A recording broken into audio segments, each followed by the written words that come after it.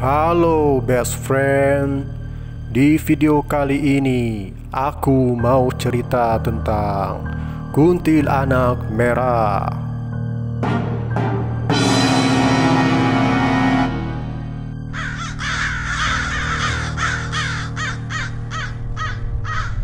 Kuntilanak merah, konon katanya warna baju yang merah itu menurut cerita yang beredar di masyarakat berasal dari darah yang mengalir ke bajunya.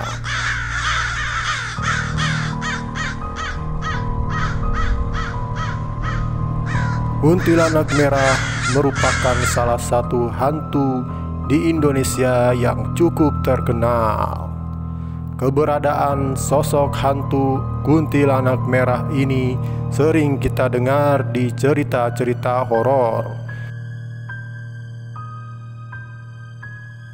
Konon dari cerita masyarakat yang beredar, kuntilanak merah adalah sesosok hantu wanita yang dahulunya adalah seorang wanita yang dikubur dalam keadaan hamil.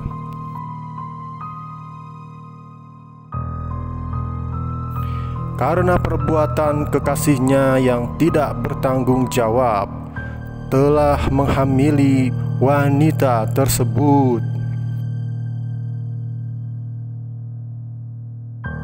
Saat wanita tersebut meminta pertanggungjawaban kepada kekasihnya atas kehamilannya itu, sang pria itu malah menganiaya wanita tersebut.